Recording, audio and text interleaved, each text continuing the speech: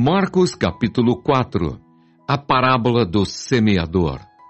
Voltou Jesus a ensinar à beira-mar, e reuniu-se numerosa multidão a ele, de modo que entrou num barco, onde se assentou, afastando-se da praia. E todo o povo estava à beira-mar na praia. Assim, lhes ensinava muitas coisas por parábolas, no decorrer do seu doutrinamento.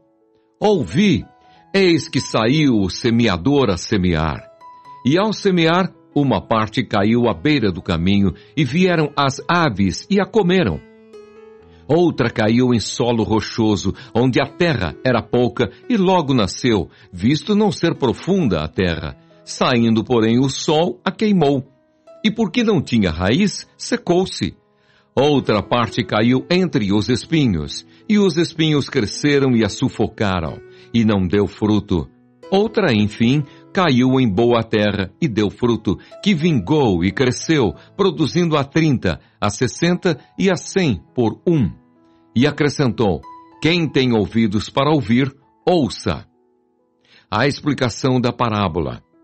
Quando Jesus ficou só, os que estavam junto dele com os 12 o interrogaram a respeito das parábolas. Ele lhes respondeu: a vós outros vos é dado conhecer o mistério do reino de Deus. Mas aos de fora tudo se ensina por meio de parábolas, para que vendo, vejam e não percebam, e ouvindo, ouçam e não entendam, para que não venham a converter-se e haja perdão para eles. Então lhes perguntou: não entendeis esta parábola, e como compreendereis todas as parábolas? O semeador semeia a palavra. São estes os da beira do caminho, onde a palavra é semeada. E enquanto a ouvem, logo vem Satanás e tira a palavra semeada neles. Semelhantemente são estes os semeados em solo rochoso, os quais, ouvindo a palavra, logo a recebem com alegria. Mas eles não têm raiz em si mesmos, sendo antes de pouca duração. Em lhes chegando a angústia ou a perseguição por causa da palavra, logo se escandalizam.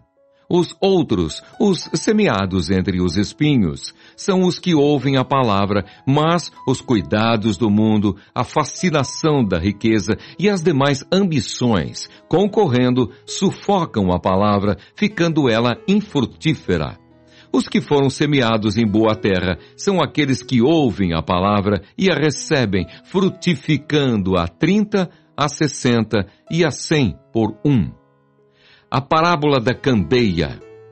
Também lhes disse: vem, porventura, a candeia para ser posta debaixo do alqueire ou da cama? Não vem antes para ser colocada no velador? Pois nada está oculto, senão para ser manifesto, e nada se faz escondido, senão para ser revelado. Se alguém tem ouvidos para ouvir, ouça. Então lhes disse: atentai no que ouvis. Com a medida com que tiverdes medido, vos medirão também, e ainda se vos acrescentará. Pois ao que tem, se lhe dará, e ao que não tem, até o que tem lhe será tirado. A parábola da semente. Disse ainda: o reino de Deus é assim como se um homem lançasse a semente à terra. Depois, dormisse e se levantasse de noite e de dia, e a semente germinasse e crescesse, não sabendo ele como. A terra por si mesma frutifica. Primeiro a erva, depois a espiga, e por fim o grão cheio na espiga. E quando o fruto já está maduro, logo se lhe mete a foice, porque é chegada a ceifa. A parábola do grão de mostarda. Disse mais: aqui assemelharemos o reino de Deus? Ou com que parábola o apresentaremos? É como um grão de mostarda que, quando semeado, é a menor de todas as sementes sobre a terra. Mas, uma vez semeada, cresce e se torna maior do que todas as hortaliças e deita grandes ramos, a ponto de as aves do céu poderem aninhar-se à sua sombra. Porque Jesus falou por parábolas. E com muitas parábolas semelhantes lhes expunha a palavra, conforme o permitia a capacidade dos ouvintes. e sem parábolas não lhes falava. Tudo, porém, explicava em particular aos seus próprios discípulos. Jesus acalma uma tempestade. Naquele dia, sendo já tarde, disse-lhes Jesus: passemos para a outra margem. E eles, despedindo a multidão, o levaram assim como estava no barco, e os outros barcos o seguiam. Ora, levantou-se grande temporal de vento, e as ondas se arremessavam contra o barco, de modo que o mesmo já estava a encher-se de água. E Jesus estava na popa, dormindo sobre o travesseiro. Eles o despertaram e lhes disseram: Mestre, não te importa que pereçamos?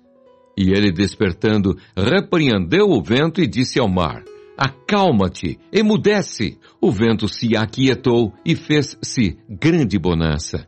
Então lhes disse: por que sois assim tímidos? Como é que não tendes fé?